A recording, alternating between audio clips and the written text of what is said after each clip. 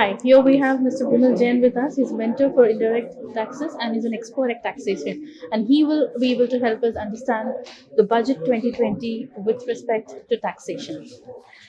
Hello, Mr. Bimal. Hi. So, are you happy with the budget? At the moment, if you look at the budget, whatever we have heard, it looks like balanced budget. From direct taxes perspective, she has communicated lot many points. She has given a reduction in the personal income tax, but caution is no exemption, no deduction.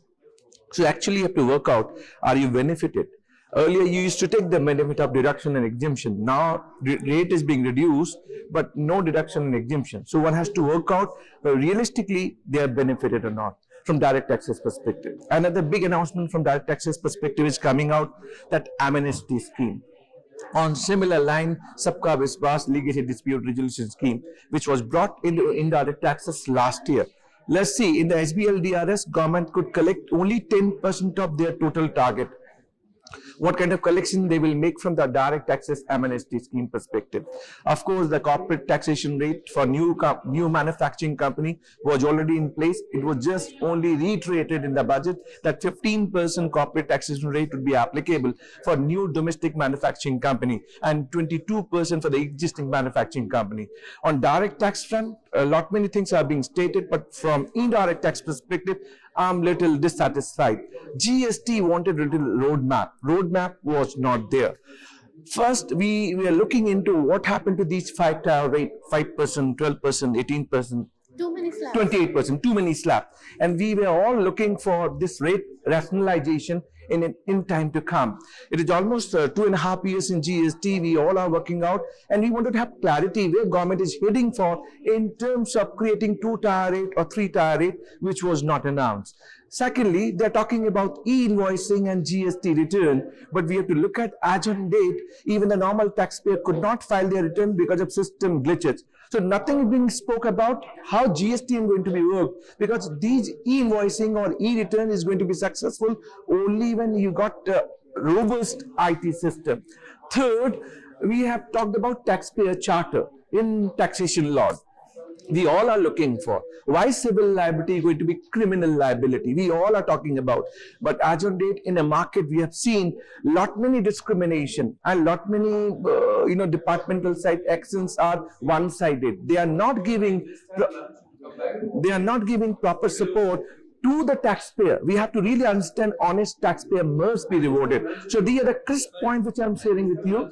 And with this way forward, I could have said that indirect taxes wanted a little more from the Honorable Finance Minister, but I could only see e-invoicing, e-return, I could see ITC and invoice matching, but you have to create a mechanism, system wherein you're going to work, and unless that is being taken care of, I'm sure that whatever positive side we are taking on those lines requires some time to get developed. Our viewers would be interested in knowing your views on the DDT. What do you think? What are your comments on it? DDT removal is a quite laudable steps, I must say that.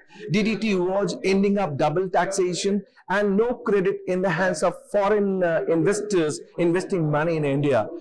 Taking out DDT and now taxable in the hands of recipient is a laudable step. I must appreciate from PhD Chamber of Commerce.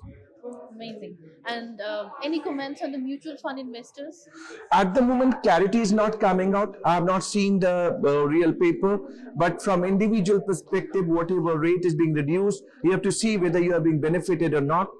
But at the same time, you have to work it out. Since there is no exemption, no deduction, realistically, you have to see with the reduction in the personal income tax helping you out or not. Capital gain tax from mutual fund perspective, what are the changes? We need to see the 100% tax and concession on the sovereign.